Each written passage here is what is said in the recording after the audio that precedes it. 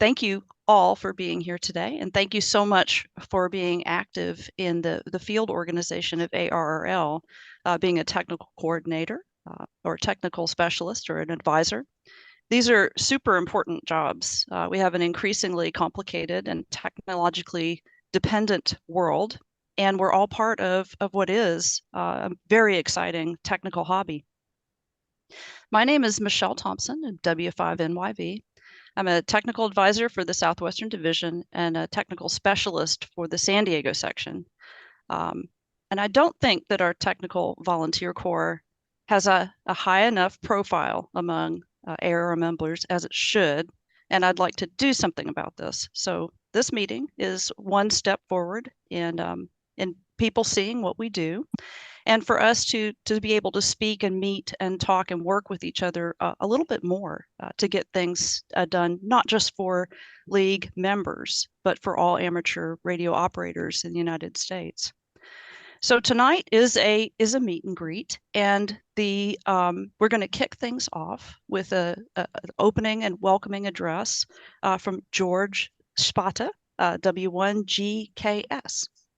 So I am going to turn the floor over to him, and then I will come back, and then we will have a round table where we will tell each other who we are and what section we're from and what we're most proud of over the past year.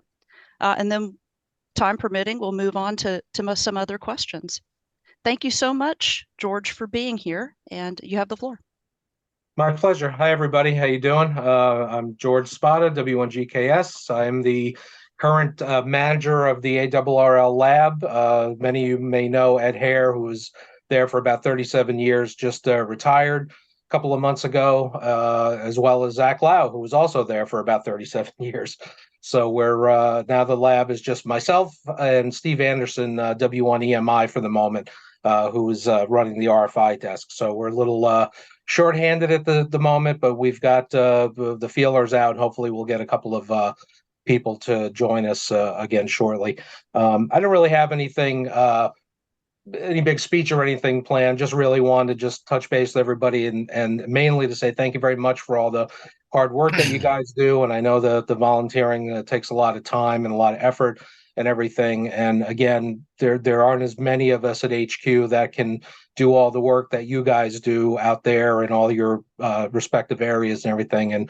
And we really do appreciate it. And we hope that you guys are happy with everything you've been doing and you've felt supported by the league and by the lab, especially in the past. And I just wanted to kind of come on and introduce myself and again, show my appreciation for everybody and just kind of say hi. There's I don't know how many of you made it to Dayton. I know I might have met a few of you. It was my first time working the booth there and the crazies and everything, doing the radio testing. I think we tested about 160 radios, if I recall. About 15 of those failed. About 13 of those that failed were Baofangs. And that's pretty much the statistics for that. Other than that, we have a new program that you all may know about. It's called the CSI, the Clean Signal Initiative. That's myself and Ed Hare and Alan Wilkie, who I see is on here, W2AW from New Jersey, and a couple of people from some manufacturers and a couple of independent texting experts like Rob Sherwood and Adam Farson. And we're basically trying to kind of give the manufacturers a little incentive to up their game as far as the transmit quality of their radios and everything, and just try to clean everything up. Other than that, pretty much business as usual at the lab, I think, from what everybody's used to. We're still doing the, heavy in the product review. I am the test engineer, so doing the job that Bob Allison had been doing for, 13 or 15 years before me, however long he was there. As well as just the managerial duties of the lab, which as you can imagine takes up a lot of time as well. So anyway, I really don't have any tremendous words of wisdom or anything. Like I said, I just wanted to come on and introduce myself and say hello. And again, if there's any questions that anybody has about anything, I'd be more than happy to answer them for y'all.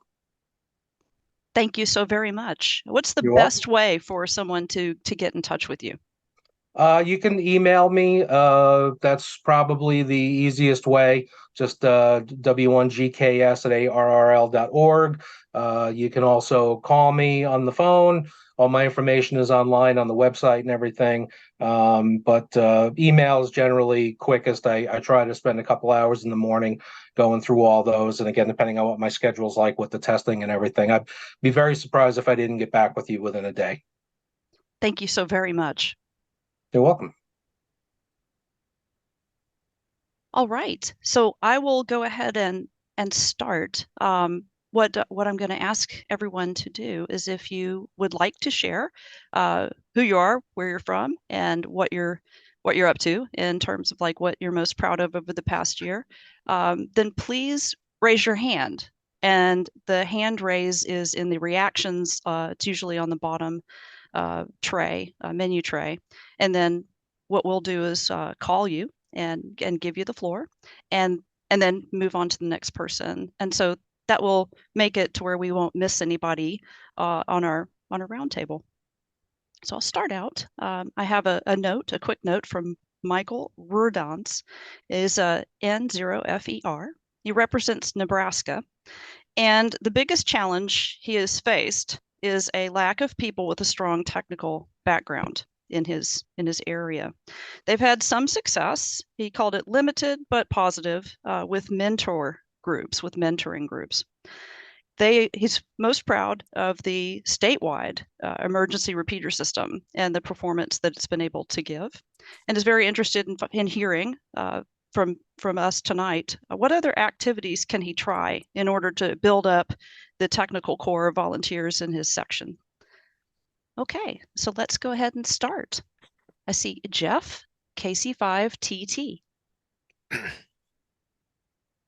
All right, thank you, and thanks for having the meeting. This was I just got an invite and email, and I came in here because George was giving away a D75. I mean, I was hoping he was giving away a D75. What I will say about Baofeng radios is I've given 2 away, and somehow I got 3 back. So they're great radios. They always come back to me. So, I just volunteered here in April, and I've already given presentations and helped people with antennas, and I was kind of doing some of that before, and it made sense for me to do it. I've been in radio for a long time. I haven't been a ham that long. I was in the Navy and I did communications, and then got a commercial license in about 2000. And probably once my kids got out of the house and my wife didn't find out I had the money, I went ahead and became a real ham. But I do like the opportunity to volunteer and to be able to help out. I'm into everything. Probably the latest thing is a free DV. It's a development board that hooks Wi-Fi to my 705, and I put a headset on it, and I can run free DV over HF. Well, we're doing that, satellite and everything else. Wonderful. That's about all I got. Hey, thanks for being here. Oh yeah, you're very welcome. Hopefully when we meet again and we say what you're most proud of over the past year, there'll be even more to add to your list. Thank you very much for volunteering. Next up is Greg, WA1JXR. Okay, if I can unmute, thank you. Well, good evening, everybody. Great to be here. Thank you for the invite. My name is Greg, WA1JXR from Western Mass section. I am assistant section manager and also technical coordinator out here in Western Mass. I'm been part of Ray, our section manager, AA1SE, is with us tonight, and Western Mass section has been running technician, general, and extra class license classes on Zoom, and we've had great attendance and have gotten many new hams. I am retired electrical engineer. I worked for Raytheon Company on radar systems for 42 years. And I retired in 2019, and now I can play radio and play bluegrass music full time. Let's see. I'm very active with the Long Island CW Club. CW is my favorite mode, but I teach 3 classes for the Long Island CW Club, the Antenna Forum, the Elmer 101 Forum to help new hams, and the Doctor is In Forum to help hams with the questions and problems they have. So that's been keeping me busy, and active with the Central Mass Amateur Radio Association here in Western Mass, and helping club members with a lot of technical issues and giving presentations and things of that nature. So that's what keeps me busy. It certainly sounds like you are. What are you most looking forward to over the next year?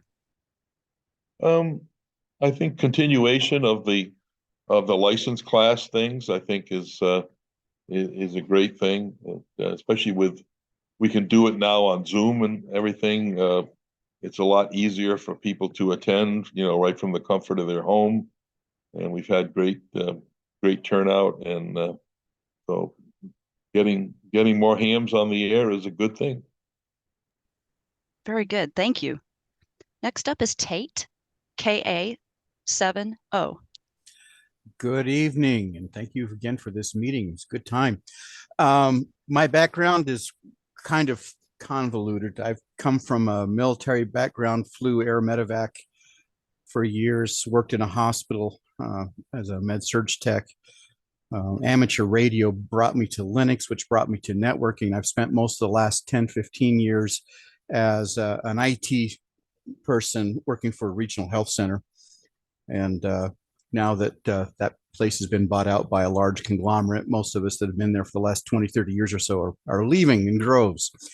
So I'm kind of quasi-retired. And as part of being a technical volunteer, I was told by our section manager that, yeah, you're it, but I haven't heard or seen anything since then. So I think I'm it. If not, I'm here to help and do what I can. Mostly around here, I maintain all the VHF, UHF repeaters for the club, for our county area, countywide. I used to work for a Motorola dealership and helped quite a bit with the public safety support, installations, conversions, all that kind of a thing. And I also run our club and run and host our club website here. So look forward to hearing more from y'all. Take care. Thank you so much. All right, next up is Barry Porter, KB1PA. Greetings, everybody, and thank you for coming to the meeting. As a section manager, I have a very good technical coordinator, and one of my biggest requests for all of my clubs is each club should have a technical specialist on their board of directors. And I'm hoping that everybody here can promote that around their areas to get all of your clubs to have technical specialists. I think that would help a lot. Excuse me. One of the big things that's coming up nowadays is a lot fewer and fewer people are using cable television.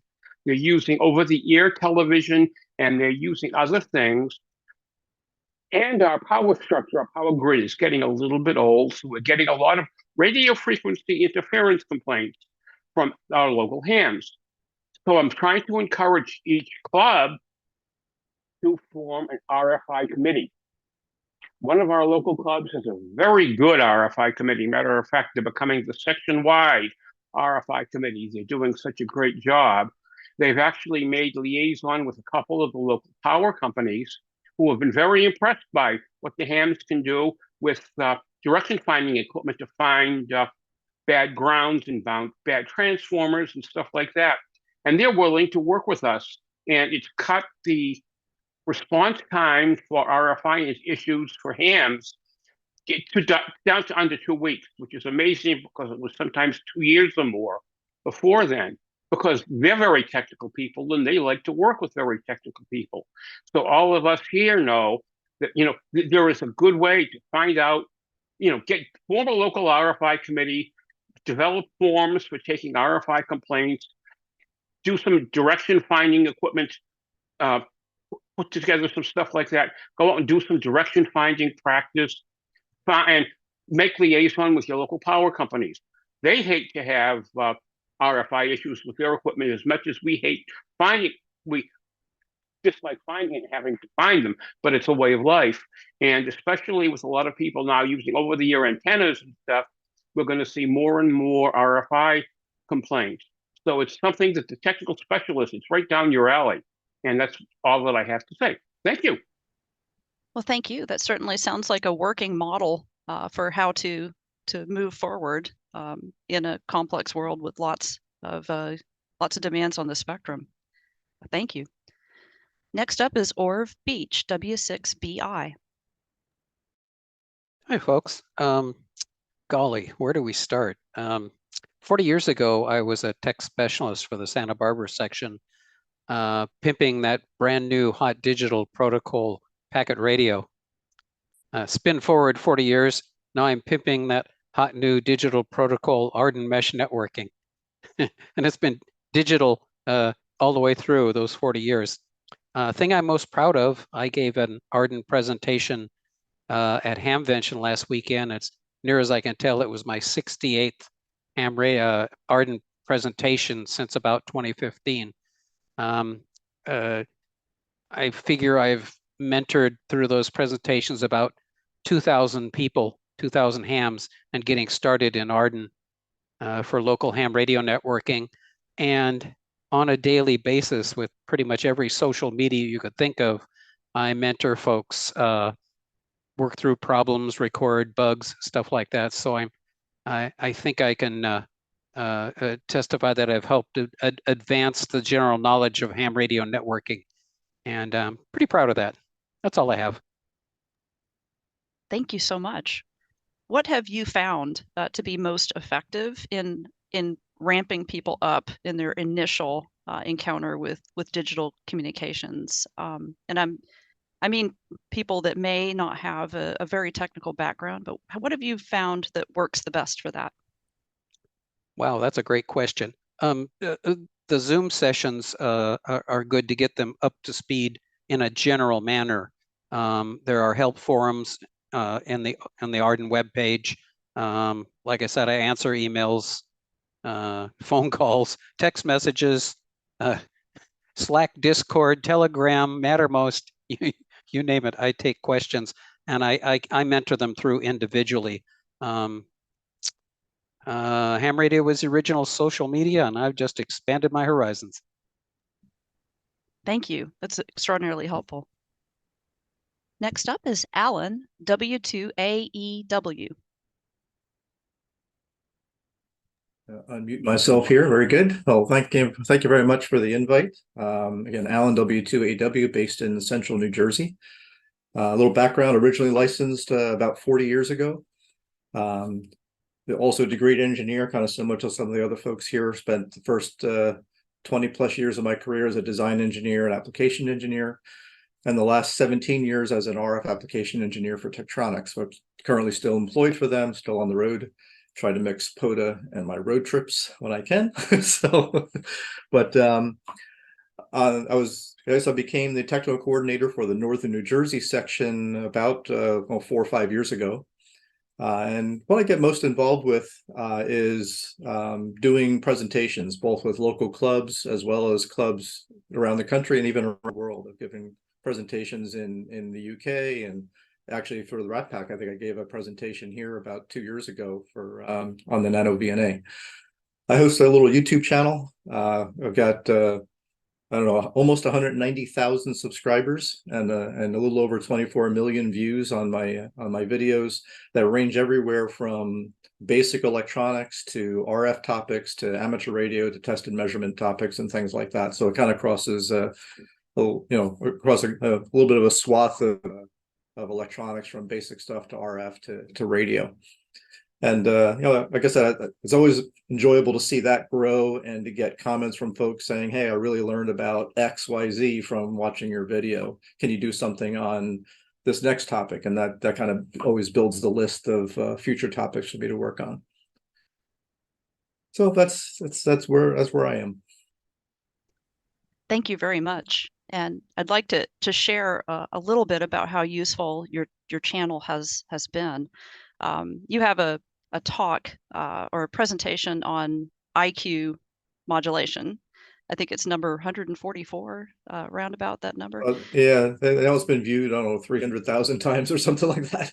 Yes, that is, in my opinion, the best explanation of IQ Thank you. modulation that exists. And I have used that. I've given people that link many times in order to get a good solid introduction in order to move on to more advanced digital communication topics, because Thank you. it is not explained terribly well in most textbooks, but you did a fantastic Yeah, job. the math just doesn't do it. You gotta Yeah.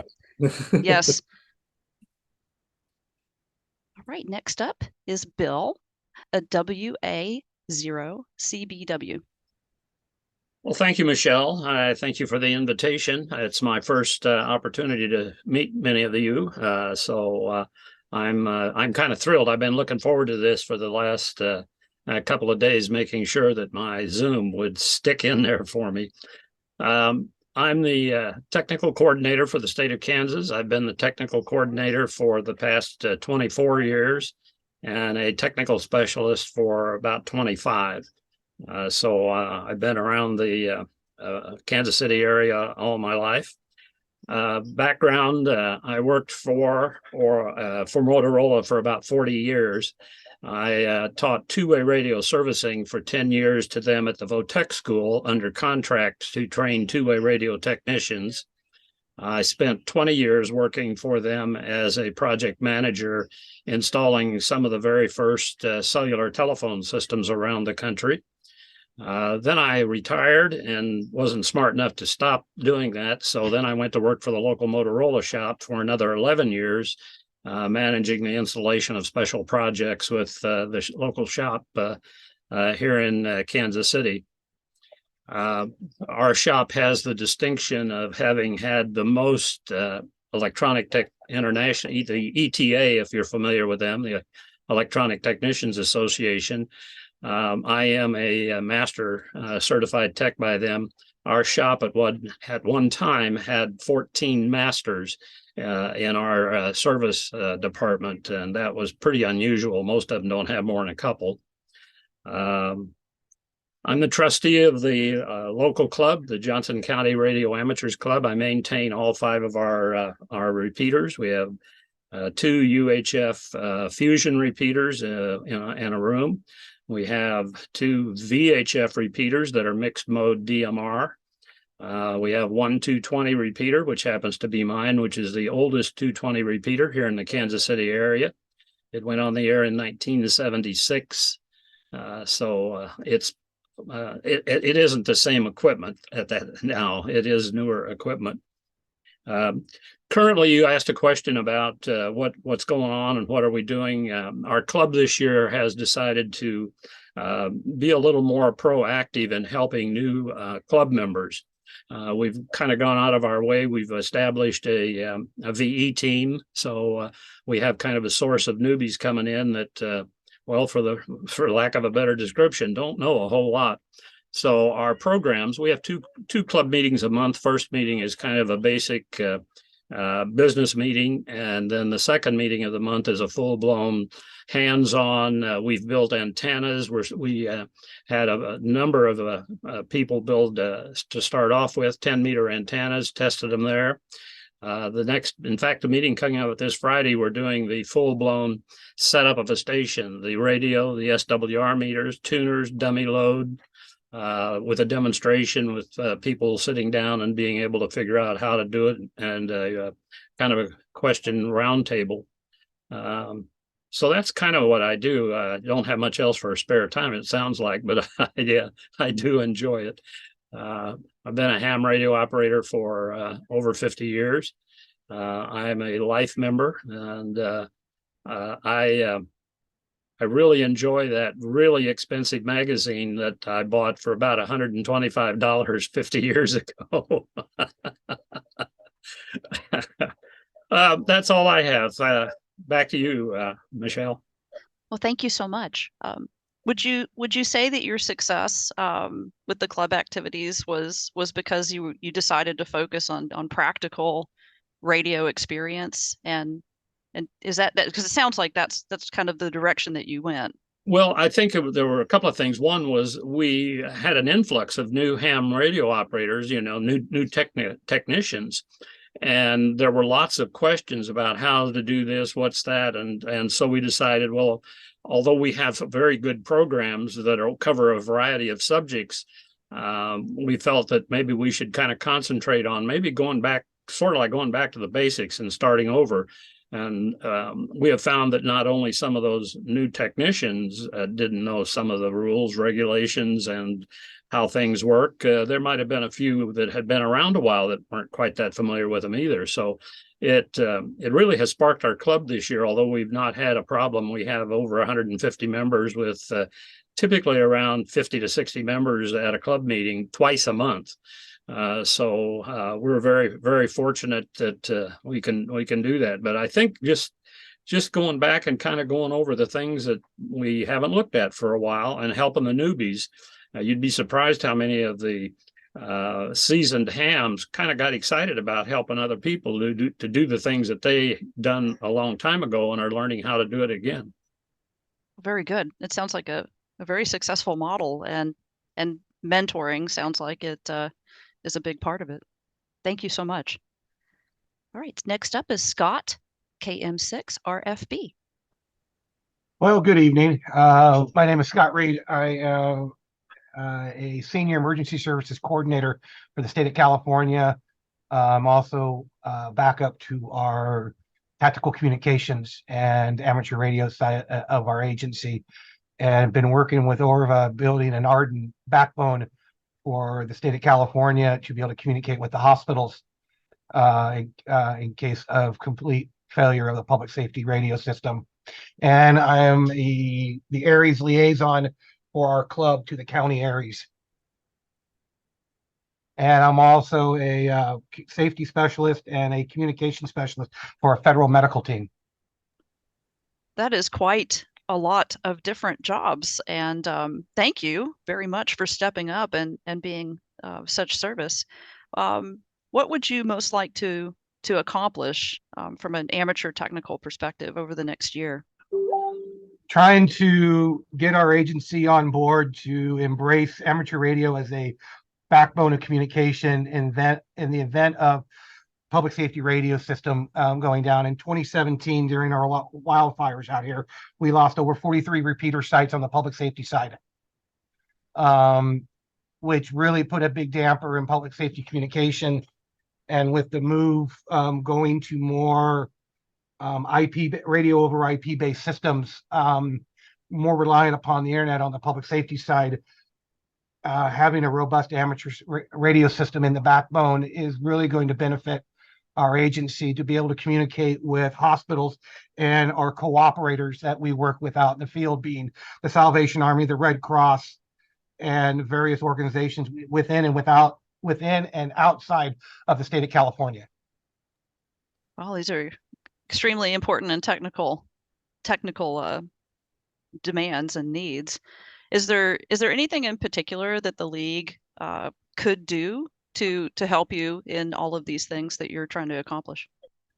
Well, right now, it's like I said, it's just getting our leadership to, they understand it. They understand the principle.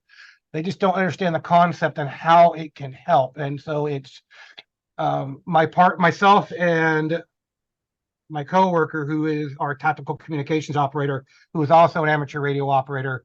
We do have our own club at our agency, but we're the only two operators. We are working diligently with our agency to enlighten them, and we're gaining some traction with it. Well, thank you. Hopefully we can all help each other, and it will help you.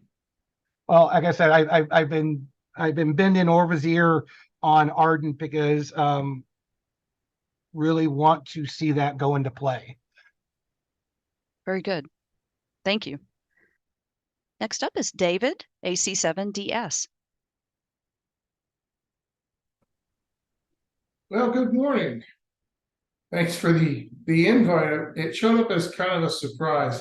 Yeah, I haven't figured out. I get to start working at 0500, so I haven't quite figured out whether I'm awake or asleep yet. So I was first licensed 1985, and I got my extra. I had to pass 20 words per minute to get my extra some long number of years ago. And it was such a painful process, I never touched it again. And I've been getting back into CW. My career professionally is I do software, radio, and radar design. I used to work for Raytheon, and I now work for a company in Huntsville, Alabama. So I'm in the process of moving to Huntsville. Couldn't actually make the move till my wife retired, and she's retiring on Friday. So now we can move everybody down to Huntsville and have a really good time adjusting to all the humidity in the air, because out here in the desert, there's no humidity. It'll be interesting. Anyway, my biggest focus has been digital modes, digital voice modes specifically. I like FreeDV. I use D-Star over HF, and I've been focusing on D-Star and DMR. I haven't figured out, I'm not a big Fusion lover, but I understand Fusion. I read the spec and I understand it. And I've helped a couple of clubs get their Fusion repeaters on the air. Excuse me. So my focus is pretty much digital voice, though I like anything digital. And my biggest problem that I keep facing out here is just getting people on the air. I mean, they get licensed, they say, I'm getting my license for emergency communications. They put their radio and their license up on the shelf and then forget they're a ham. And even the old time hams, you can't get them on the air. I don't know why. That doesn't seem to be a problem in Alabama, but out here, for some reason, that's a huge problem. So I'm working on getting them, figuring out some idea to get these hams on the air. And I've done a number of presentations at Hamfest in the local area and presentations for clubs, and I've helped clubs set up specifically digital repeaters, since FM is kind of an old passe thing. They just go throw them up in the air and they work. But I've worked some with the U.S. Trust system to get their reflector system up where it should be. I'd like them to not lock it down so hard, but eventually they'll learn. Anyway, I plan to continue doing these kinds of things in Alabama. And down there, they seem to appreciate it. They actually do use their D-Star system. They use their DMR system. I'm going to try to integrate them more into public service, as DMR is specifically suited very well for public service. So I'm going to try to get them more active on the digital modes and even the digital HF modes on emergency services. Anyway, at some point I'll get my CW back up and I will have some fun and maybe figure out what all those dits and dots mean. With that, I'll give it back to you.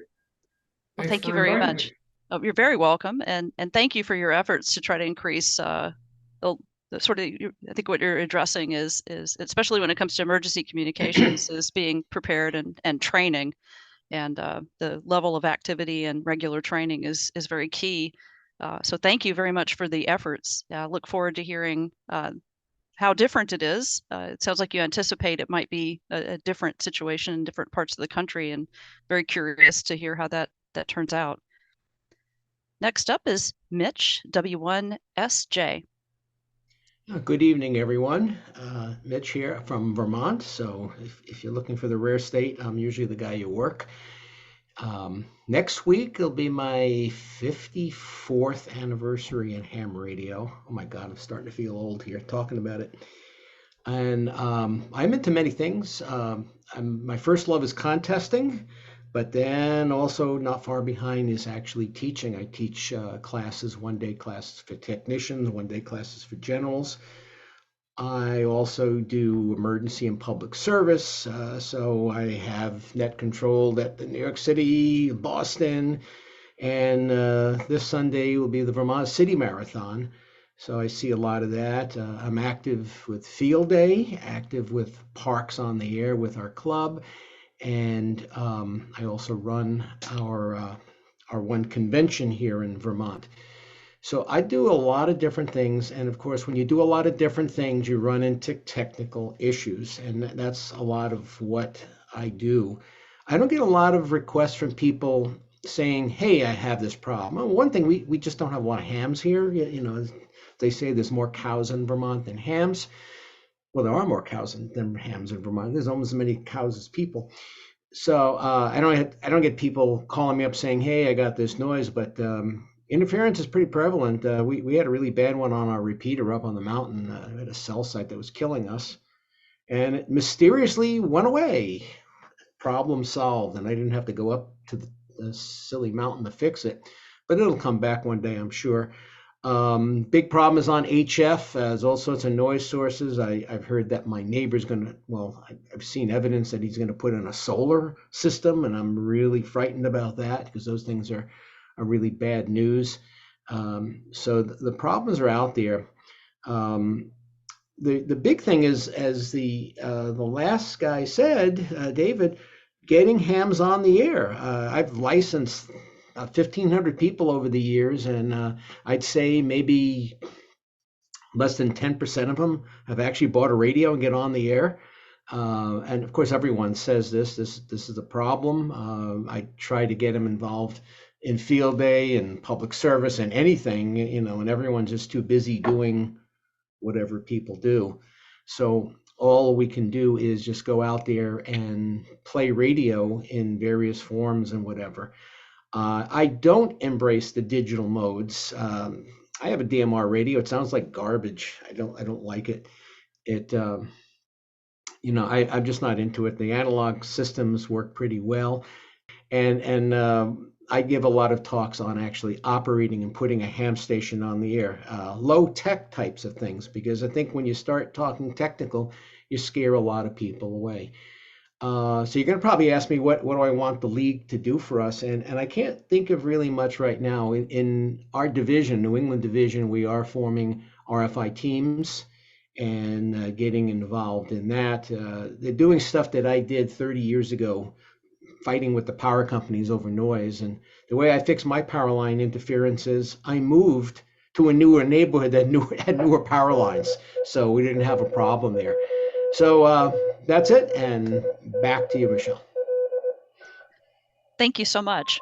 You touch on all sorts of different things. The operating level to get people active and enjoying the hobby is a big deal. It's a recurring theme. I think we've all encounter it more or less. And you touched on something about not getting a lot of requests. And I'm in the San Diego section. I'm a technical specialist here, relatively new one. But we have a technical specialist that I serve alongside who started his volunteer career in 1984. And I asked him how many times he had been contacted by members that needed help. And he said, never. He just presented a lot and been very active, technical support, solved lots of problems, but it doesn't seem that members know that we're there, that we can be contacted. I've in just putting this particular meetup together, I've come across a lot of people who were simply unaware that the entire organization, the technical specialists, advisors, and coordinators even existed. So when you mentioned that, it rang true for us here in San Diego. Yeah, thank you. Next up is Carlos, WP4AOH. Hi, Michelle, and hello to everyone. My name is Carlos Roy. I am the technical coordinator for the ARRL Puerto Rico section. I've been since 2017 as a technical coordinator. I'm also a part of the ARRL VEC. My background is in communications and audio. I was first licensed in 1979. This is my 44th year as an amateur radio operator. I worked for a Motorola dealer in the early 90s. Then I worked for a large retailer, Yamaha dealer, as an audio technician. Later, I became the supervisor for the service department for this company. What I have been doing here for the section, a lot of things, a lot of initiatives. When I started back in 2017, I started with a technical net through a linked repeater network in the island, with also with coverage to the U.S. Virgin Islands. The name of the net was the ARRL Puerto Rico Technical Net. It ran for about 4 years every Monday. The idea was to answer technical questions on the air and via email. Later, we started with the Facebook page, ARRL Puerto Rico section - official. We have a webinar every month. We have a video, a specialized video dedicated to promoting ARRL, specifically the QST magazine. In that video, we discuss the most important columns and articles, either technical or clubs. The Ask Dave column with all the questions that are received by him. We also do the same and a separate video for On the Air every 2 months. We discuss the On the Air articles on that video, about 1 hour to an hour and a half video, the same for the QST. I'm also hosting a technician license course every Monday between 8 and 10 p.m. We are currently now going to cover next Monday element T7. So I'm almost on the end of the course. When the course is over, I have plans to start a general class course Monday on that same period of time between 8 and 10 p.m. We are also doing a live stream every third Thursday of the month. We have a lot of participants from Central and South America, and we are currently mentoring and helping out hams in Panama, Venezuela, Colombia, and several other South American countries.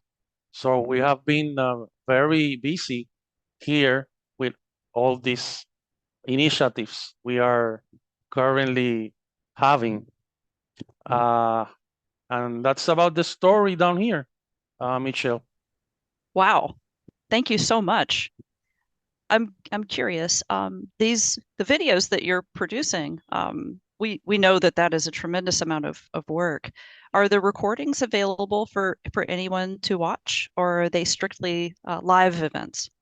Well, the class is a Zoom meeting. We record the meeting and we email the meeting if, for example, someone wasn't able to make it for a particular class. We email the class, but we don't publish the class. The other videos, yes, they are on the Facebook page, on the ARRL Puerto Rico section - official page, and they are free for everyone to view. They are in Spanish. We are trying to promote the ARRL. There's a language barrier, and the idea of both videos, both the QST video and the On the Air video, is to promote ARRL and increase membership. Okay, that's the idea of the video. The idea of the class is, obviously, I've been teaching since I was initially licensed in the early 80s. I was a CW instructor for one of the local ARRL affiliated clubs, and I taught CW and theory for many years at the University of Puerto Rico, Rio Piedras campus. And we were also conducting the tests last Saturday of each month at the campus. So it's a long journey, but I have enjoyed it a lot. Thank you so much. The tremendous amount of work. And I know that many of us will be going to your Facebook. It's a section Facebook page or a Facebook group?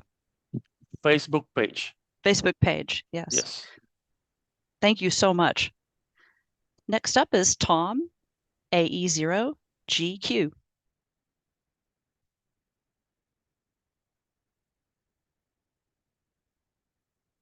There we are. Now I'm unmuted. I don't think it's fair that I have to follow him. That's just not really, but it's kind of like following Bob Hope as a comedian. I was initially licensed in 1978, WB0ZAA as a novice. That lasted for 1 year, and I hate Morse code. So 41 years later, I wandered into a local HRO, found out that you didn't have to have the code, and 10 days later, I was licensed. I've been having a blast with it. I like to do the digital modes on HF for the most part. I've got quite a bit of FT8, but to be honest with you, I've gotten tired of FT8. I think of it as the rice cakes of amateur radio. It'll fill you up, it'll keep you alive, but it has no flavor. As far as what I've been doing the last year, well, I just got appointed. There's the letter right there. So there isn't much that I did last year. However, what I have been doing is I've been running classes on things like instrumentation on the cheap, stuff that primarily for the new generals that want to get online, antennas, the simple fan dipoles, that sort of thing, that need some assistance there. I've been trying to work on getting them up and talking on the bands. What I'm looking forward to, well, much of the same. And I also am talking with some of the other technical specialists about the place, which is what I am. I forgot to say that. No, there hasn't been a lot of requests for help.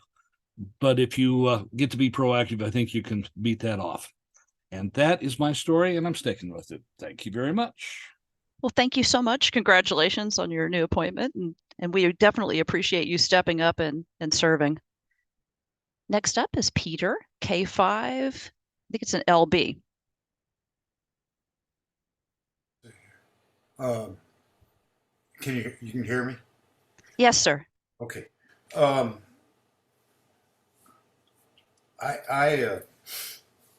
I've been licensed 65 years.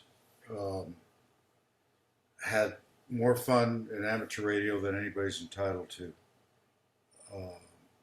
I've been a technical specialist for many, many years in New Mexico. I was one of only two. And we did deal with problems and we did help people. Anyway, I moved to Texas 9 years ago, and the section manager in New Mexico threw me under the bus, and the next thing I knew, I was the technical coordinator. And I had a ground-up restoration to do. I had 12 technical specialists, some who were dead, some weren't members of ARRL, some didn't have a license, some didn't know they were technical specialists, and it was a nightmare. And so anyway, I rebuilt the thing, and all I basically did was found the people who were doing the job and not being recognized. And there are people come, oh, I want to be a technical specialist. Great. What do you know? Well, what do you mean? What do I know? I don't know anything. Great. Okay. So anyway, that worked out, and we now have over a dozen really competent, capable people who I'm very proud to be a part of. And the problem I have, my problem is that I'm new to Texas and I'm covering a big area, and I don't know Houston, and I don't know Austin, and I don't know San Antonio, the local clubs and this kind of thing. The way I did in New Mexico, I knew the players, and they knew me. Anyway, so my background, I've done a little bit of everything. We were very active in search and rescue for many years, went on many actual emergency missions. I've been on hundreds of missions, actually, which very few people have been on. And nobody understands the difference, in my mind, between amateur radio and emergency radio, which is very, very different. You know, they talked about the bow phones and stuff. We tried that. It doesn't work. You need something a little more robust and a little more dependable to take into the field. So that's one of my backgrounds. I worked very hard to get all the hot air balloonists, gas balloonists, and competitive balloonists licensed, and we got all the competitive balloonists and the gas balloonists. We got about a third of the hot air balloonists. Because one of the greatest surprises was to go to Balloon Fiesta and find out that people are on marine radios, they were on CVs, they were on all kinds of illegal things, and I was trying to get that away. The RFI is a passion of mine because I think it's the biggest single increase in air pollution there is, and so we've been working on that and doing that the best we can. And in the process, I've gotten better at it. I was blessed for many years to have this incredible relationship with the utility companies, and I had ham radio guys there that I could call and say, hey, we've got this pole over here. I've identified it. Can you come out and meet? I'll meet you and we'll get it done. And they would be right out and it would get fixed. And those days are gone. I came to this town, little town I live in most of the time now, and we were totally infrastructure challenged. There had been, I live in a town of about 250 people, okay? And there had been 6 homes that had burned down because of the electrical system. And so the first thing I did was put, full house surge protectors on and encourage other people. But we got the utility company to come out, put new poles and new wires in, and upgrade a lot of it. A lot of it was contracted out. I became the quality control guy. I went around and said, oh no, we forgot to tighten this, we forgot to tighten that. To the point where I actually went out and got the radar, whatever it's called, electronic system, to embarrass the local utility company into getting some proper equipment, learning how. But the problem is all the guys with the gray hair who had been doing it are gone and starting over. Did the contesting, did the DXing, loved it. What I did here, because we are communications challenged, is we built a party line. When I came here, there were about 3 licensees in town. We now have, 35 going on 40. We based it on amateur radio and using VHF and putting in a real base station in about 20 homes and the church and the fire station and so on around town. And we can actually talk to Kerrville now, we can talk to Bandera, we can talk to these different communities because we get floods here and we get cut off, we get other issues here. It's a long history of it. And so we kind of set that up. And we've been teaching a lot of self-reliance, not just amateur radio, but, water catchment and electrical systems, teaching people how to do, backup systems, battery systems. Nobody seems to know anything about batteries. And that's a passion of mine. I helped, I lived on a boat for quite a while. I lived in an RV for years and stuff. And so I've been involved in that kind of thing. I built my first solar system back in the early 70s. So that's that. I'm not a digital guy. I get very frustrated when people don't understand the concept of a resonant antenna and how much more fun you can have in our hobby with a good antenna. And I spent a lot of time with that. And why don't we just come over and try this station I have in my van and let's see who we can talk to. We can talk to more people in my van than we can from their home with their big base station. So that's me, and anybody wants any help or anything, I'm here. Phone call, I do better on the phone. We have a bunch of presentations that we do. We have a bunch of different guys who do different things, and we have an incredible level of expertise in the group of technical specialists we have now. So I appreciate what other people are going through. That's all I've got. K5LB. Thank you so much. You've said 3 things that really stood out to me, about particularly about finding the people doing the job and that aren't being recognized and elevating them. That's a very meaningful thing, and I think that's what we're all about. You mentioned a relationship with power companies, and several other people have mentioned that as well as being critical in order to solving some what can be pretty tricky interference problems. And it sounds like you've really put into practice doing whatever it takes to help your community, and you've been called on to do a huge variety of things. So thank you. I think it's you've given us a fantastic example of how to do this job. All right, next up is Larry, AB4NX. You have the floor. Hello there, Michelle. I appreciate this meeting. It's very gratifying to hear other people who have done this for a while. I've been a technical coordinator for a year. The activity in Georgia, amateur-wise, meeting-wise, and several other areas has been rather hard to bring back after the pandemic. And so I've kind of had to turn away from all the technical stuff and try to unite people and give them a reason to have fun with ham radio. And so I've been working on several fronts to promote. My background, well, I started out as a technician on a two-way shop, and that was pretty poor money. Went to nursing school, and I spent 30 years at Emory University Hospital in the open heart surgery business. Didn't do much ham during that time. I've been a ham since '69, but after I retired, I joined ARRL and I got involved in the service act side, and it kind of gave me a reason to be involved in this stuff. So I say, you know, the fellowship is really big, and having a reason to do it is a big thing too. So that's what I promote. I'm into digital modes. I hear those that aren't here. From a public service point of view, I have several WinLink stations on mountains around here, very advanced ones, and they're relay stations, RMS relay. And I have a Shure station. So I'm promoting getting an infrastructure in Georgia, getting people involved with digital modes. And as I think it was Peter that said, finding, I may have the wrong name, finding people that are actually doing something, that really know what they're doing, and giving them the recognition they need. So over the last year, I've gotten 4 people involved as technical coordinators. As specialists.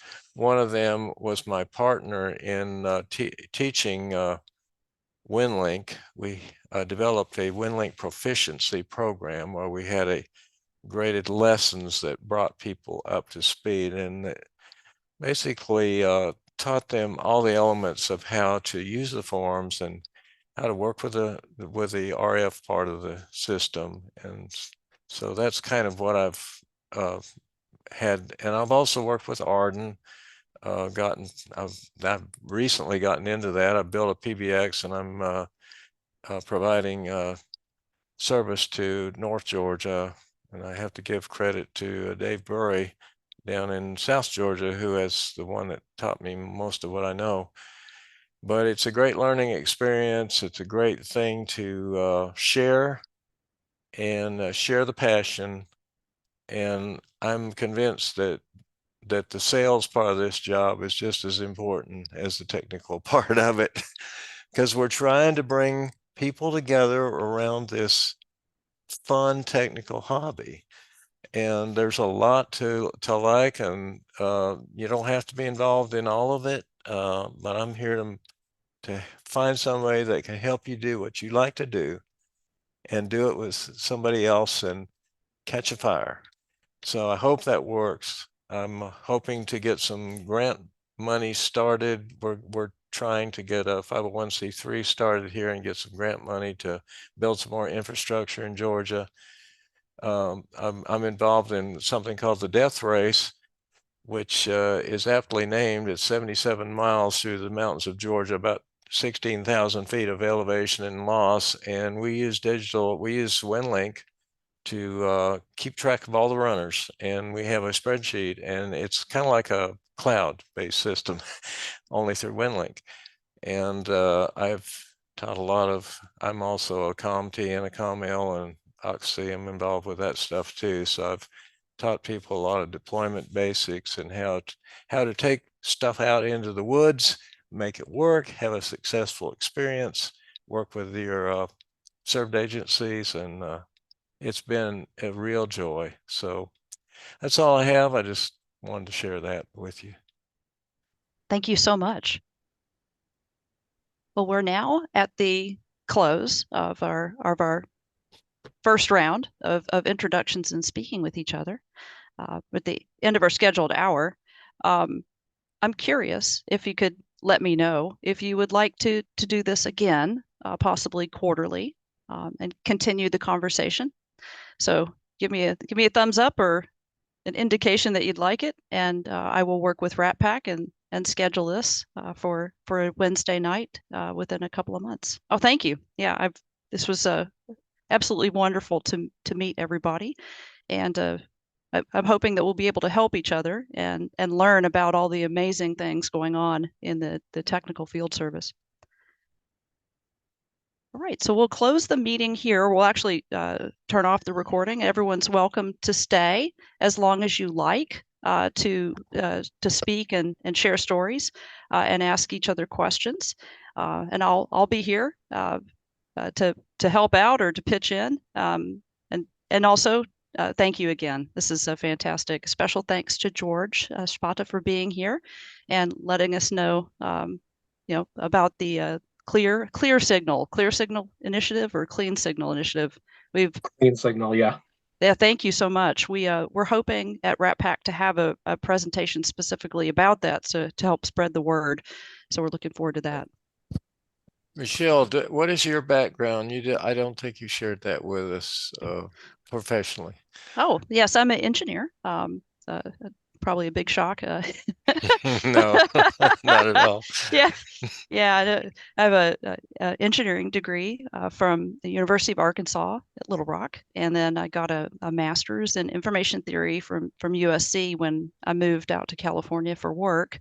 I worked at Qualcomm for a while, both in the space and terrestrial division. And now I run a telephone company.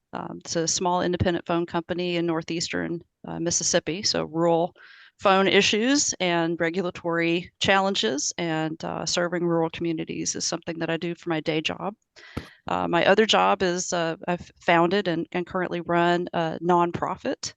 It's called Open Research Institute, and it does research and development for digital communications, all open source work. So the direct beneficiary is intended to be the amateur services. That keeps me busy and happy. We take in projects and help them. It's a 501c3.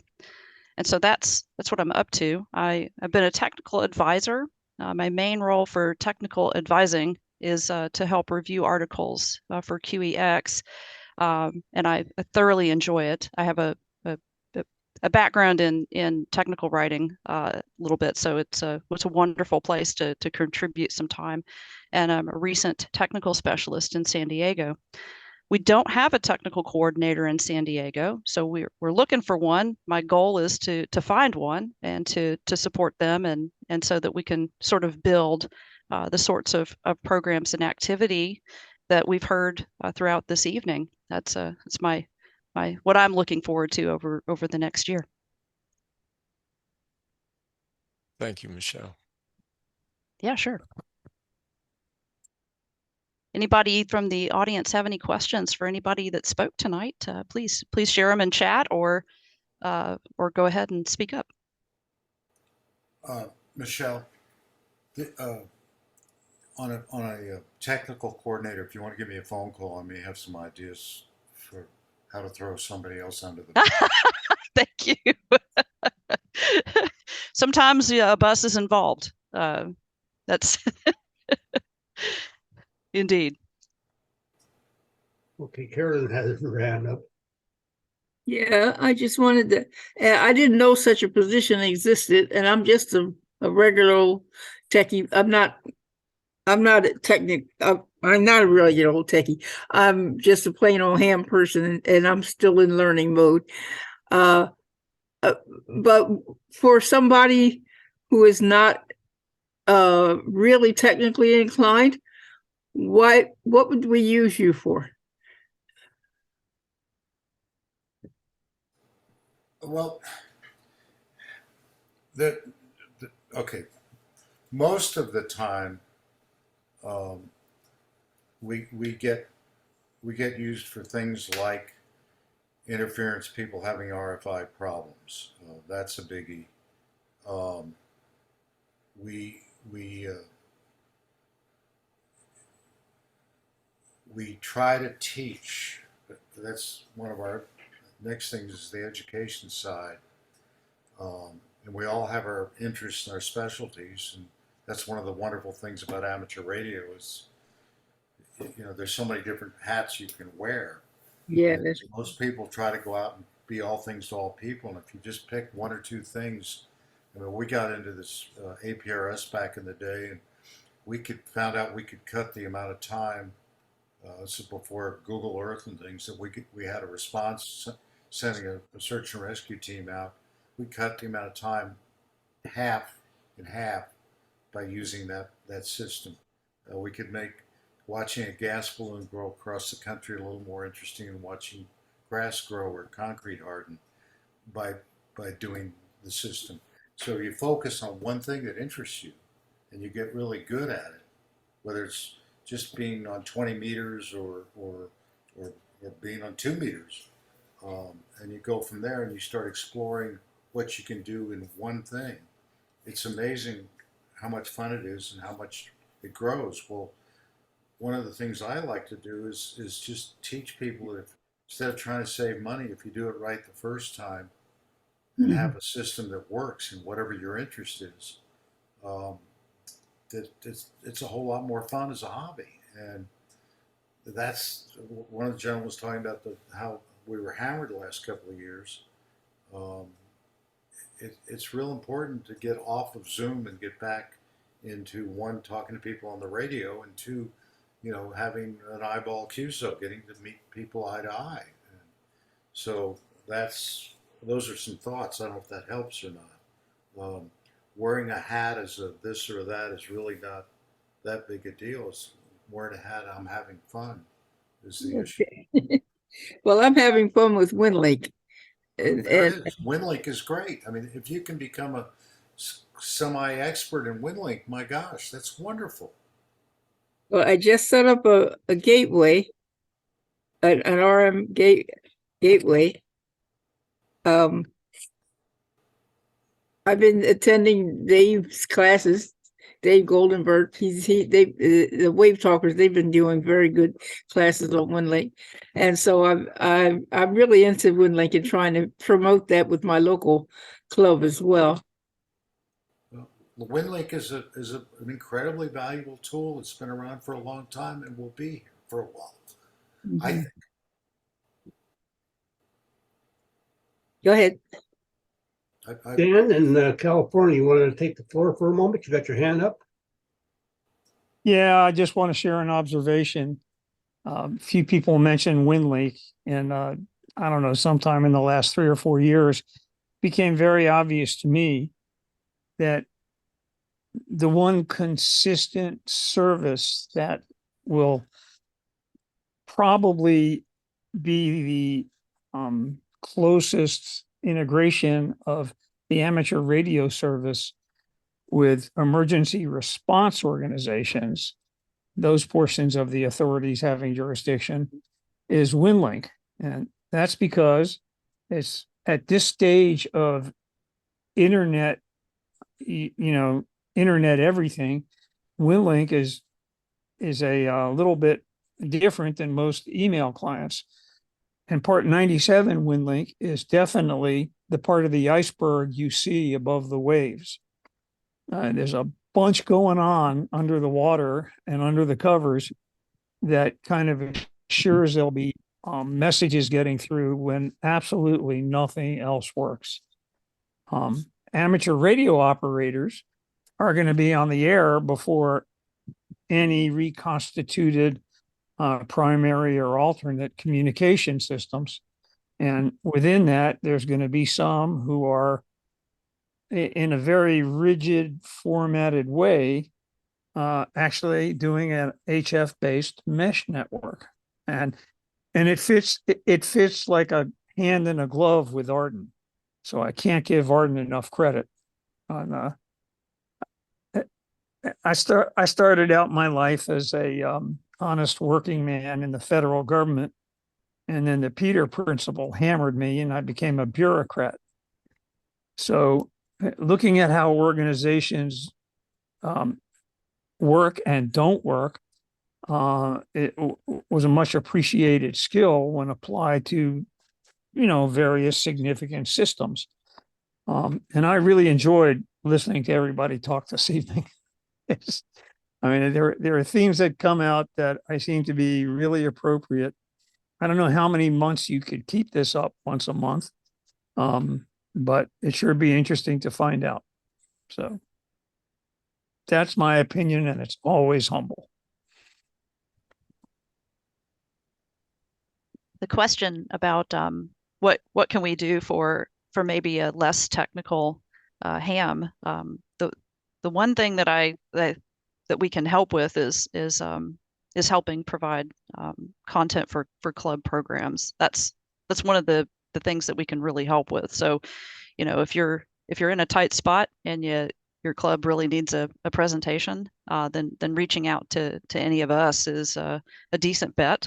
We'll be able to come up with something, and that's a quick way to help lots of people across the board.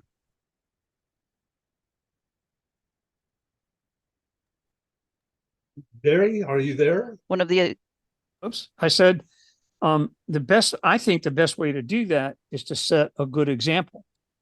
Break down the barriers. How do I say this? What was it? 4 years ago? Oh God, 5 years ago, when I became an SEC, the first thing I had to do was break down artificial barriers between every county in the section, and that's been really rewarding. And the more, how do I say this? All emergencies are local, and the people you work for are your own local community.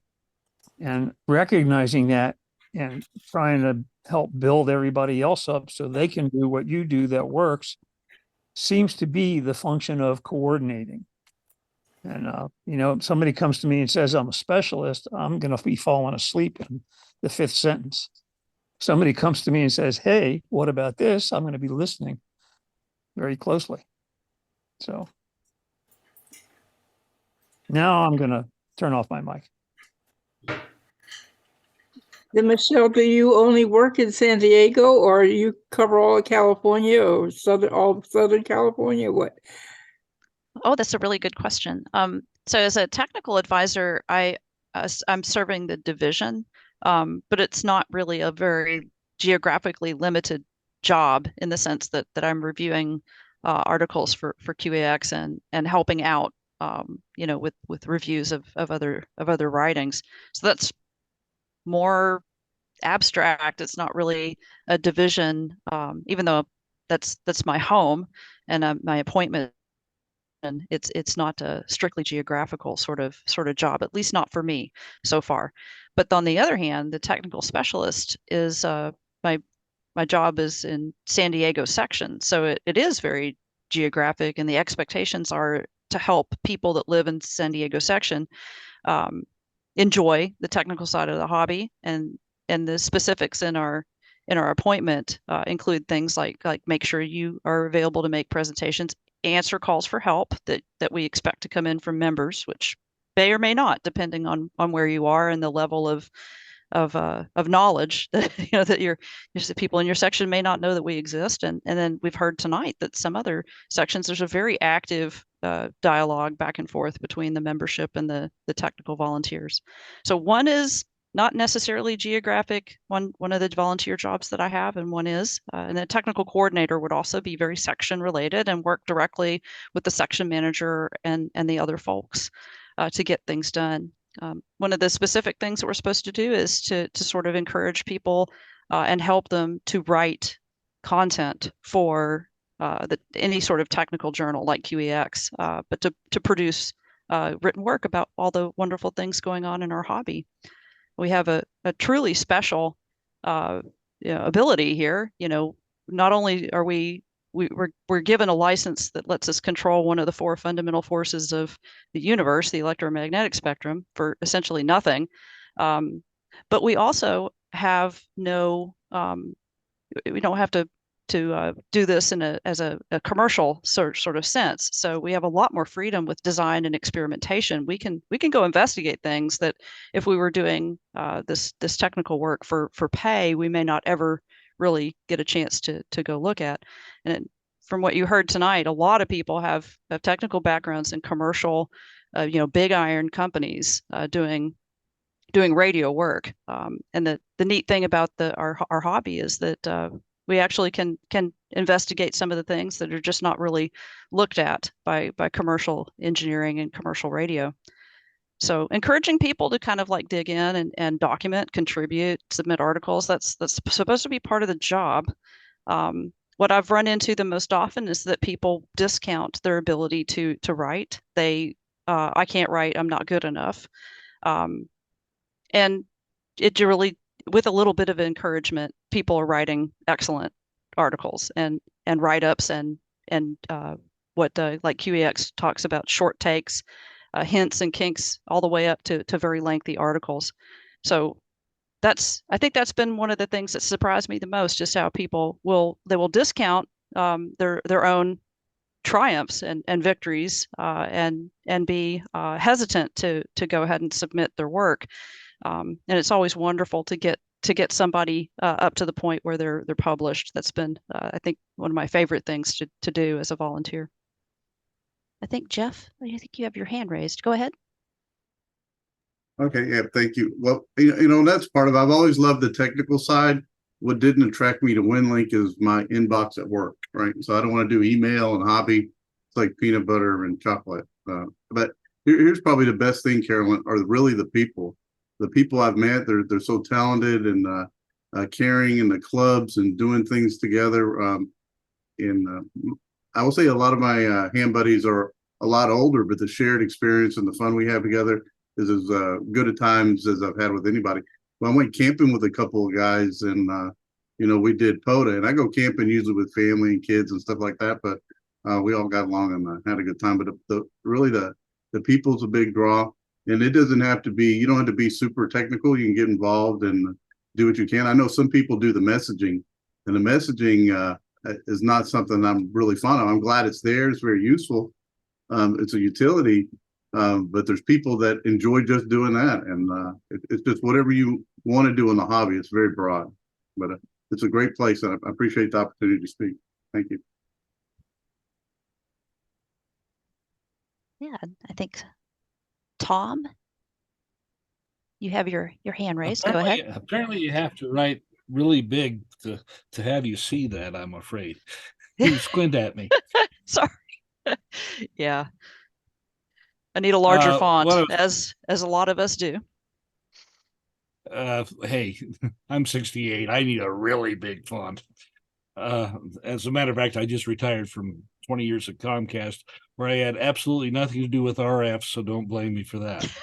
What I was going to say is a lot of the programs that we can offer through the clubs, you don't have to be incredibly technical. You don't have to go into WinLink or some of the mesh networking. And I mean, they're wonderful things, don't get me wrong.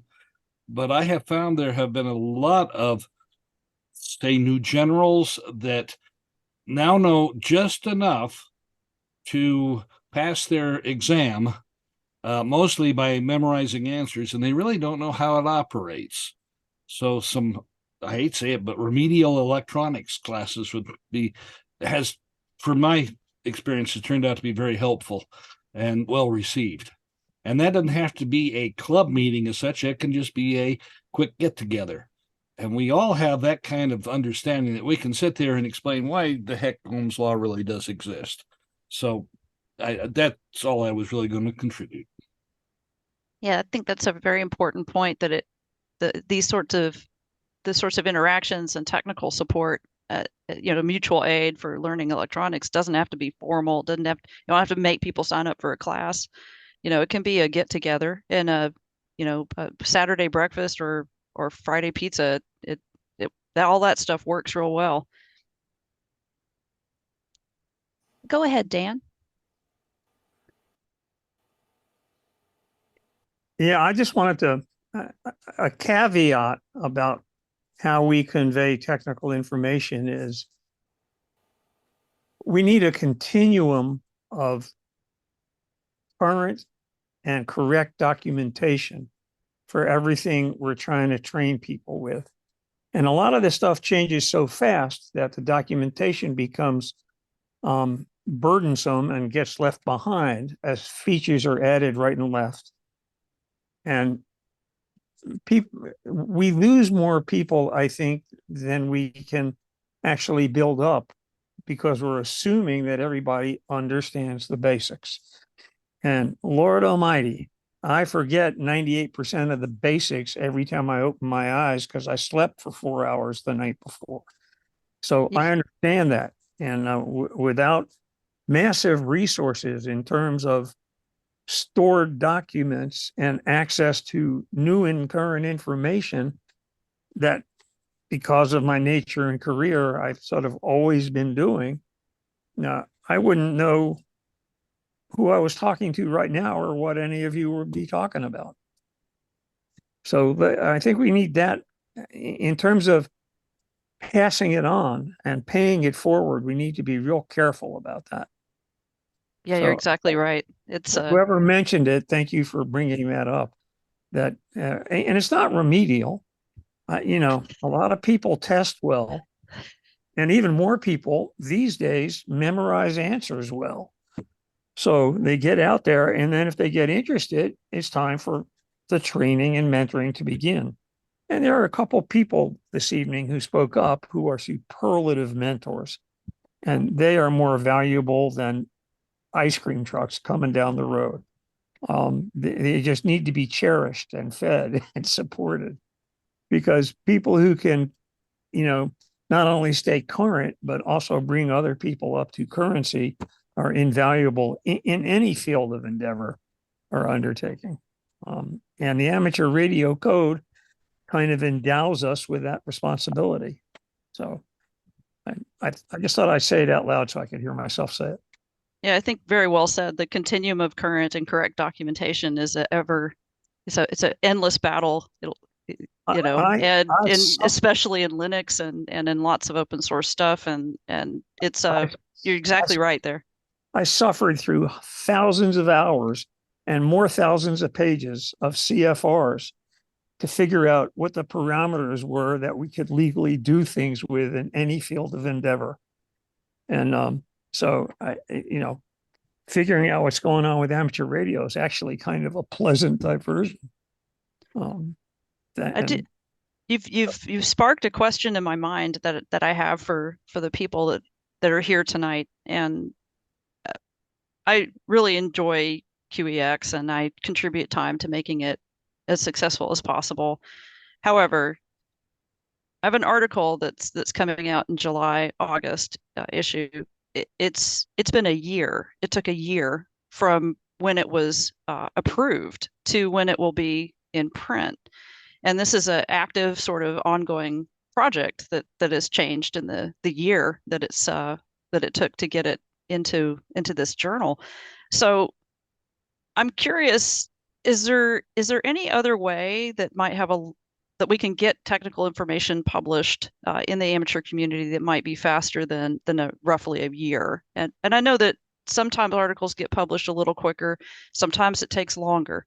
So a year wait for something that's totally done, ready to go, will probably not change, is fine. So QEX is perfect for that. Here's a finished project or something that's a little more timeless, a technique or something that you want to educate people about.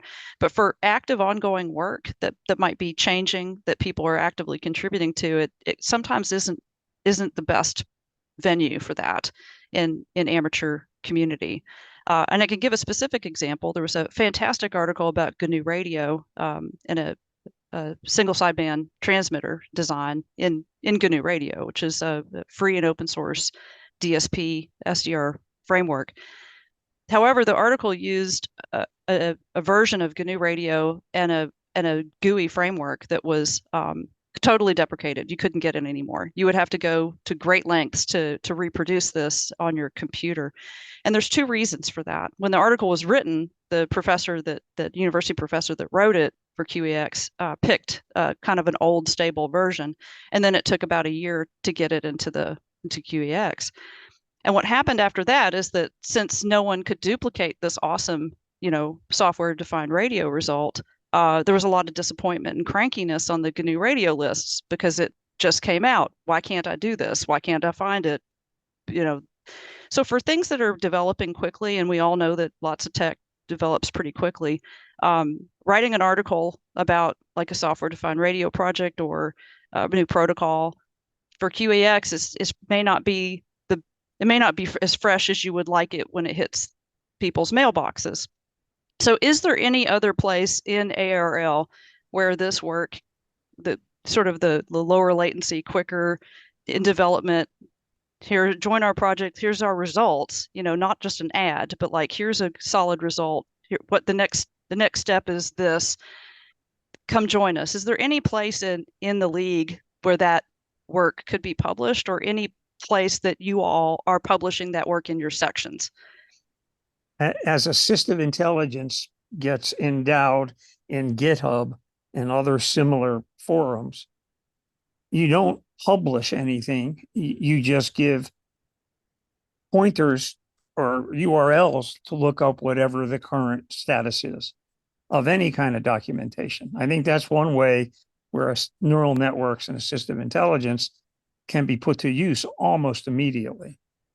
And Kernighan and Ritchie knew that something like ANSI was coming, even if I don't really know if ANSI was born or some sparkle in somebody's eye in 1972, but it took 10 years to get out a revised ANSI version of Kernighan and Ritchie's, the C language.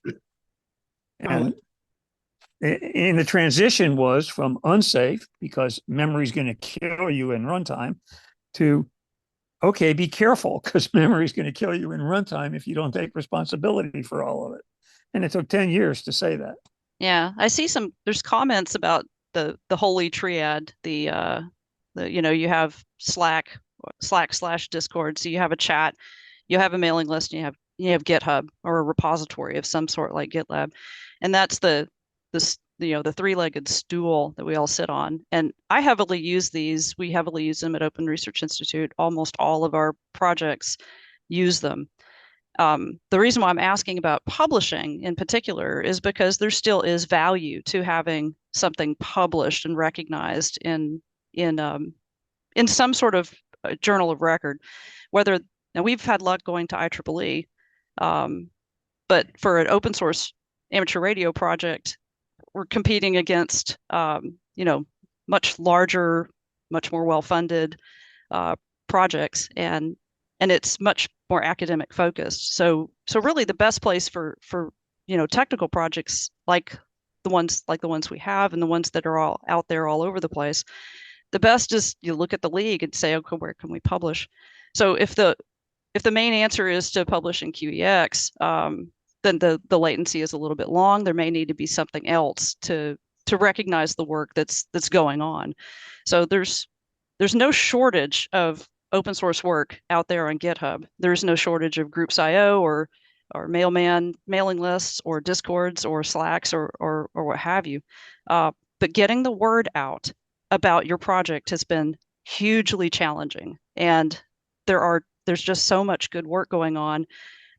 I really would like to fill in that gap, or what it feels like a gap to me. It's like, here's all this amazing work going on, very difficult to get the word out. The league is the obvious place to showcase this work and to highlight it.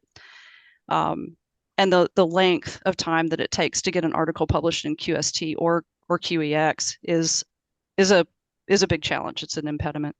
So Michelle, I think you're headed down the right track, and I think if we're really talking about it from the league standpoint, the disappointment from my perspective is they've rebuilt the website, that they didn't go to more of or provide a blog type environment so that projects like this that are serialized, that are covered over a certain period of time, can't get the publication and the views in front of it, and then support those projects with the Discord or the Slack or the GitHubs but underneath it to house the actual technical material.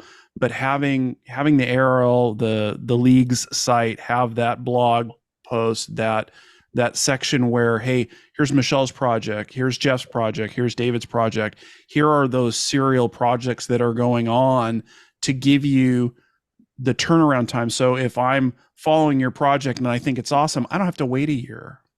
So as you're ready to go, and as you get to the next level and you've had a little peer review, you've had somebody else look at it, then you can have 2 weeks later, a month later, 2 months later, another post in the league site, right? So that you get eyes on. And maybe some folks are very, very technical and want to go to the Discord, go to the Slack, go to the GitHub to get that information. And those items only really work if we're talking software, right?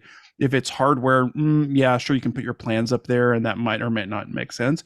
But having that higher level blog, that serialized kind of look or path on the ARRL side is going to get you the 150,000 members or whatever that number of memberships are.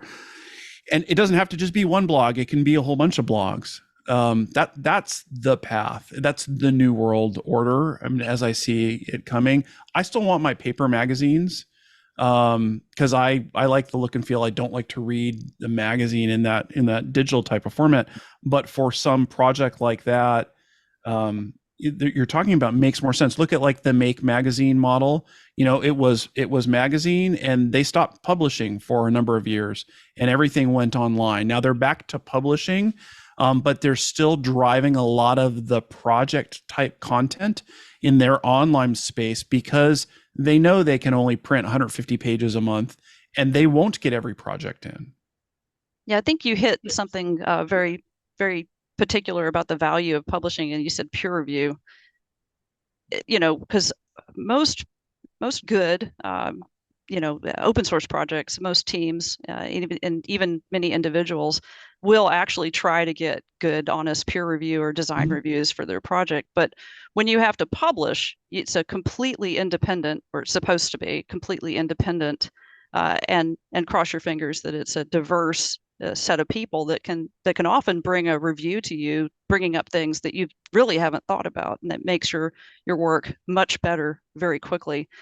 So we can continue to publish on our own or do our own thing, and then hope that we get picked up like as a news article. But I think the value added from the league is that it does provide peer review, and so you do have to meet your reviewers, at some point that you have to pass muster to get included, and that really, I think, is the value of being published. And even if you're just throwing it up on the wall there and saying, hey, this hasn't been tested, I'm looking for folks, I'm looking for support, the next version is coming, so that you have that feedback loop. And I see Jeff's got his hand raised, and I should stop talking, but that's the path.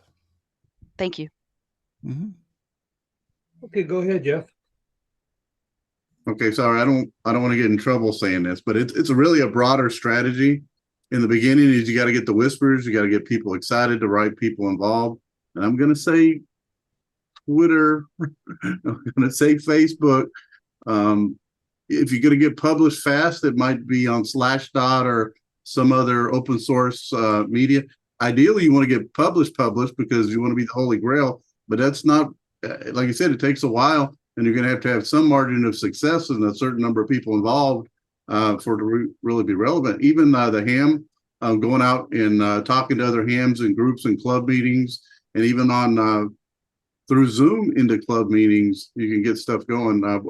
I've been involved with a group that's messing around with FreeDV and M17 and all of those, and they catch fire a little bit at a time. What I really don't like is as a hobby doing alpha testing, but we always seem to be doing that because we get out over our skis. We want to see what kind of bugs that developers can put in stuff, right? So it's always fun. But I think that stuff does catch fire, and I think FreeDV's doing pretty well as M17. So those are all good.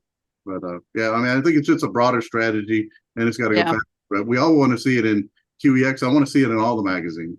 Yeah, it's true. It takes a full court press of every platform and all sorts of publicity and marketing. And I think that was the one thing that surprised me the most. Starting a nonprofit R&D company was the amount of work it takes just to get the word out, just that you exist. And it just takes constant, steady work. And sometimes things take off, and sometimes it's pushing boulders uphill. All right. Any other questions from the? Oh, I see we have hands. So go ahead, Tom. I wanted to say that you're talking about two different problems. It's almost a dev op situation. You've got people developing new technology of one sort or another. Maybe it might be hardware, might be software, whatever. They want the collaboration tools. They want GitHub so they can make changes and commit them. I love GitHub. I use it all the time. Well, actually, I use my own Git. I host my own because I didn't want to pay Microsoft. But you've got Slack and all that wonderfulness, that collaboration. But the other half of this thing, which is what's showing up in QEX, is publishing a result. You're not, they may be interim, they may be preliminary results, but they truly are results, and they had to have been evaluated to say, yeah, this thing actually begins to make sense. That is not something for Reddit or Hackaday or something like that. The old story was the internet is the world's largest library with all the books on the floor. Well, maybe and by the way, Google didn't help a lot. They just said the books are over there someplace. Maybe the thing that the league can provide is a mechanism of indexing these projects and then providing a way of publishing results electronically so you don't have to go through the rather long process of magazine production, which I understand that's miserable. Yes, I understand that one. But if you look at the IEEE, I'm a member of the Antennas and Propagation group, and I get a lovely magazine about every month from that section, but there are also hundreds of papers that are published on the website. The big problem is you guys can't get to them because they're all behind their little paywall stuff. But maybe that's something that the ARRL can provide, is a way of warehousing publications of results that don't have to go through the entire magazine layout and miserable process. I would imagine it's going to take 6 hours or 6 months to do that. Just as a guess, from when the magazine's delivered to when you actually deliver a finished article, it's got to be a long time for it to go through that. So if we can bypass that and also provide some way of pointing people to, here's this. The problem that I see with a lot of the Hackadays and the wikis and so on, those have some very good articles, but they disappear. A week goes by and you'll never see it again. And sometimes you actually have to work really hard because you thought, hey, I remember that. I really want to find that. And then you can't find it any longer, or it takes forever to do so. I don't think that that's an answer. And now that I've added my 2 cents, I'll go back on mute. All right. Dan, you have the floor. Yeah, first I have a confession, which is every time somebody says ARRL in the context of moving forward by enriching the world of and capabilities of the amateur radio service, it all of a sudden boxes it in. And the open source world comes with instantaneous peer review, basically. And that's critical. Ideally, it does. Ideally, it does. They have their own echo chambers too, but I think that you get to the peer review with some effort quicker and easier than you do in many other ways. And there's something happening that's near and dear to all of our hearts, which is an open source WinLink client. And it's I don't know if it's, I don't know if it's 3.5 days old yet or not. But that could be an example where each of us could do what we can and try and keep in mind what the thus far agreed upon goals were. Because what happens in these groups IO discussions is, first of all, people offend each other, and that's absolutely got to not happen. And how do I say it? Ideas are measured on their merits within the confines of the goals as laid out in the GitHub. And if you don't like that, you go off and do your own and take anything that you think is of value thus far. I think Arden is we're still here because the way the Arden dev team worked was the smoothest operating rapid production programming team I'm aware of. And it was a very strict project management overlay and environment. And they got to producing nightly versions to test individuals not yet part of the core enhancements. And it's all under control. So I don't know I don't know where all their magic's coming from, but it's certainly self-evident. And hopefully an open source WinLink client can demonstrate the same attributes. But again, if you impose the ARRL requirement, all of a sudden, the architecture and world changes. Yeah, good points. I wasn't plain enough. I'm not saying that ARRL should direct or control the development. I'm saying they can be a source of publication and pointers to it. I don't think the ARRL should be anywhere close to trying to control anything because they haven't been really good at it in the past. We won't talk about logbook of the world. I think they need to provide an organizational structure of awareness, not of control. I think we say that's outside their scope. It's outside their culture is the problem. And it doesn't have to be, I think, is what some of us are bemoaning. It's a organizational paradigm paralysis that's always painful to fix or remediate. And it happens to us all. It does actually. I mean, I'm most elated when I realize, hey, I'm wasting my time and effort, and I don't have to. I can do something useful. And I survived 37 years of the government paying me every 2 weeks to badmouth what they were doing wrong. Well, there's a difference between bad mouthing and constructive criticism. Sometimes that difference is in the eye of the beholder. Your intent might be honest criticism, but it might come across very painful. So I think that's one thing that as amateurs, we all need to keep in mind. They punish you by promoting you, though. Yes. Well, I've described open source as where talent and purpose with the right tools get stuff done. I've seen stuff in open source get done in 6 weeks that take you 6 months to a year in a commercial world. So it's really it's a petri dish that a lot of good stuff. There's good and bad stuff come out, but the bad stuff goes away so fast and the good stuff rises. And if it's really good, somebody wants to buy it and turn it commercial. So it's one I hope it never goes away. Or it all goes that way. We're seeing that model. Right now, 97% of internet infrastructure runs on Linux. Soon to be 98. It's a clear winner. What's the percent of not human originated messaging going on the internet? Oh, you mean mechanical or machine to machine? Yep. Quite a bit, actually.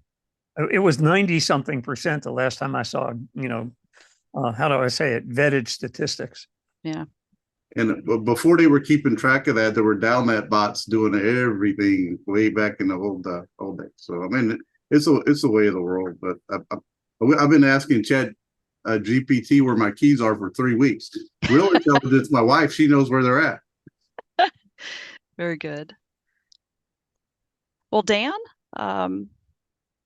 K7REX, would you like to close out the meeting and tell people a little bit about RATPAC if they're not familiar with it? Well, this has been a great session. I even had time to grab some dinner. Great conversation. I think we need to do more of this. This is, for those that don't know, this Michelle came up with this idea. We loved it, and you can all see why we want to do more of it. And RATPAC, we're just a group of hams that get together once a week to give presentations in various levels of expertise and education and whatever, trying to fill some pigeonholes, if you will, that need to be filled out there, and that's what we do. And we have a lot of fun doing it. Yeah, thank you very much, Dan, for making this possible and sharing the RATPAC platform. The meetings are Wednesdays and Thursdays. Thursdays is focused on emergency communications. So if you're interested, please keep an eye on our Thursday regular program.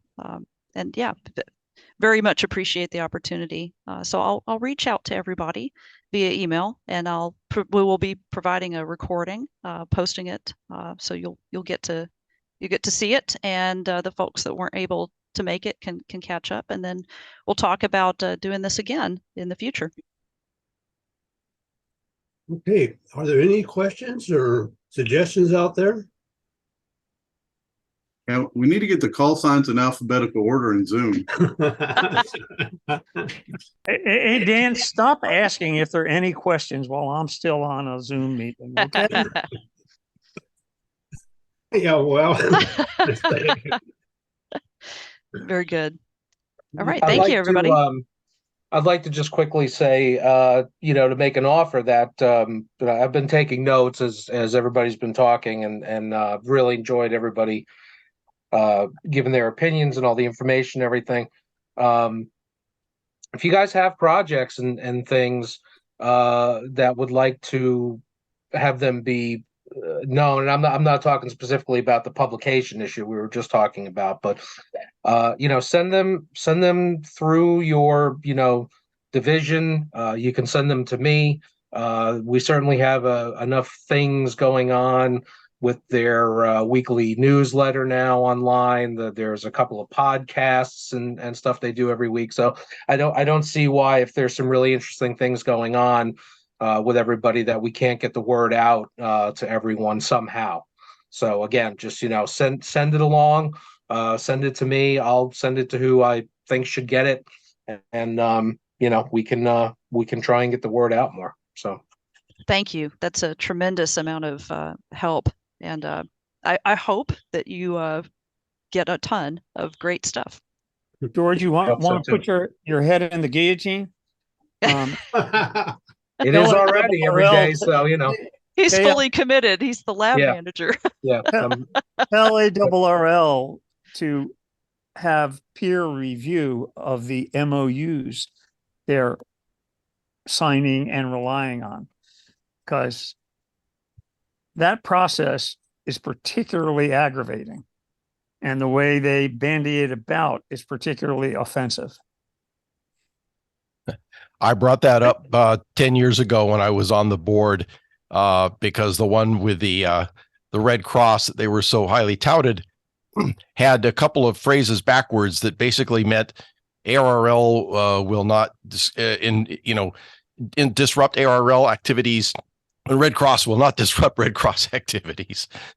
Yeah, they always need some proofreading by somebody who isn't deeply involved in the process. Marty, it's worse than that, because every single disaster services manager in the Red Cross has a different opinion. And all they want you to do is have a letter of agreement between, local ECs and the local disaster service managers, which means it's begging to be inconsistent and not meaningful the next county over. Understand. So, I mean, all right. And I live in a world where memorandums of agreement and memorandums of understandings spent millions, if not billions of dollars of federal money that came out of our taxes. So Okay. that's why I'm offensive about it. Don't be too offended. Hang in there. Michelle, thank you for putting all this together. Oh, you're welcome. Looking forward to the next one. Yes. Yes, I am too. This is a good thing. I've been debating as we go on here. This is going on for almost 2 hours now, getting up there, how much to edit out and so forth. And I don't think I'm going to edit very much at all. I think it's going to be long, but I think we'll just put the whole works out there. There's a lot of meaningful information. And I want to especially thank George for joining us tonight. Appreciate all you do over there. Hope to see you around again. You got open door status with us as far as we're concerned. And anything we can do to help you, please let us know. Oh, we will. It's been my pleasure, and we're very intunely aware that there's only so many of us up here in Connecticut doing what we're doing. Really, the strength lies with all of you guys. You know, boots on the ground. Say what you want to say, but it's all you folks that are doing the day to day.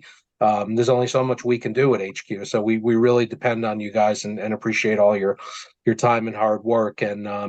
And going forward, as far as my little role with the lab goes, we would definitely like to call upon you more as we get quite a bit of calls and inquiries and cries for help and everything, and we'd like to send more stuff your guys' way so that we can get people who need regional help and everything and just get you directly in touch with them so that maybe they can have that human interaction and not just try to get everything taken care of through an email or over a long distance phone call. Is that a half-page advertisement for RATPAC in every issue? Now. Dan, All right. You said enough, Dan. Okay, George, I appreciate that very much.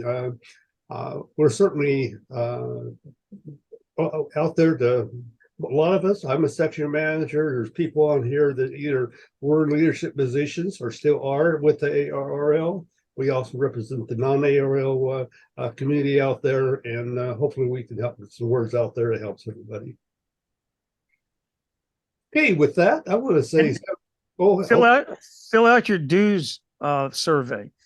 It's actually almost open-ended. It's the first one I've seen from ARRL that I willingly filled out. Okay. With that, I think I want to say 73s. Going to pull the plug again. Thank you, Michelle. You did good. You've done good. We'll see. You bet. 73s, everyone.